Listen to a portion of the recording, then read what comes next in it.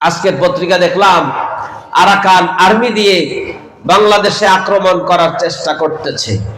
আমি আজকে ক্ষুদ্র পরিসরে আমার এই ছোট্ট জেহানে, আমার এই কচি কণ্ঠে আপনাদের মাধ্যমে জানিয়ে দিতে চাই, বাংলাদেশের 18 কোটি মানুষ জীবিত থাকতে এদেশের 1 ইঞ্চি জমিও তাদের হাতে ছেড়ে দেওয়া হবে না।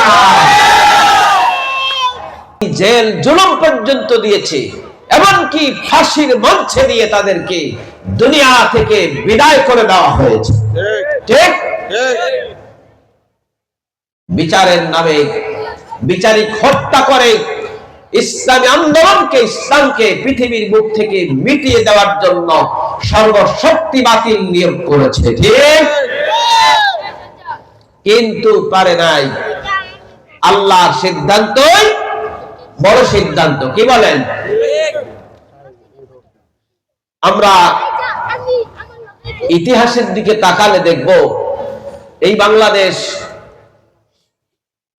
আগে স্বাধীন ছিল, মুসলমানরা ভারতবর্ষ শাসন করেছে। টিপু সুলতান সর্বশেষ বাংলার স্বাধীন নবাব ছিলেন। তার কাছ থেকে স্বাধীনতা ছিনিয়ে 190 বছর ইংরেজরা দেশে রাজত্ব করেছে কিনা? 1947 সালে ইংরেজরা দেশ স্বাধীন করে দিয়ে চলে গেছে।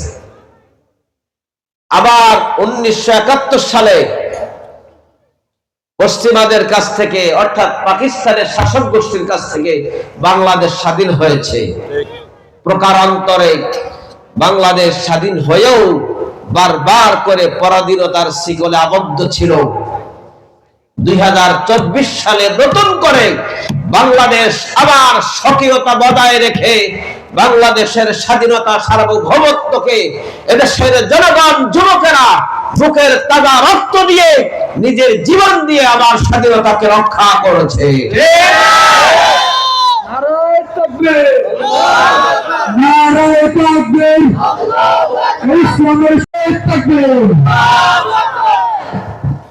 তার মানে হলো আমাদের বাংলাদেশের সব পাশ দিয়ে বিধর্মী রাষ্ট্র। পশ্চিম পাশে কলকাতা, পশ্চিমবঙ্গ, উত্তর পাশে আসাম, ত্রিপুরা, মিজোরাম, 7 সিস্টার ভারতের অঙ্গরাজ্য, পূর্ব দিকে আছে তাও বার্মা। আজকের পত্রিকা দেখলাম আরাকান আর্মি দিয়ে বাংলাদেশে আক্রমণ করার চেষ্টা করতেছে। আমি আজকে ক্ষুদ্র পরিসরে আমার এই ছোট্ট জেহানে, আমার এই কচি কণ্ঠে আপনাদের মাধ্যমে জানিয়ে দিতে চাই, বাংলাদেশের 18 কোটি মানুষ জীবিত থাকতে এদেশের 1 ইঞ্চি জমিও তাদের হাতে ছেড়ে দেওয়া হবে না। ইনশাআল্লাহ বাংলাদেশ স্বাধীন হয়েছে, স্বাধীন থাকবে।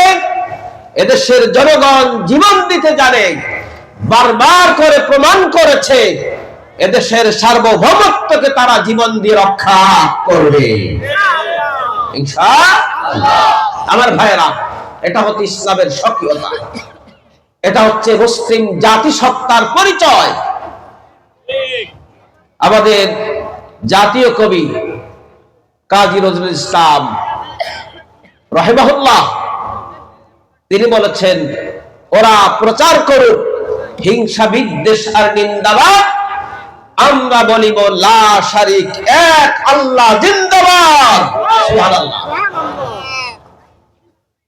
আমাদের স্লোগান হবে আল ইসলাম জিন্দাবাদ, আল ইসলাম জিন্দাবাদ।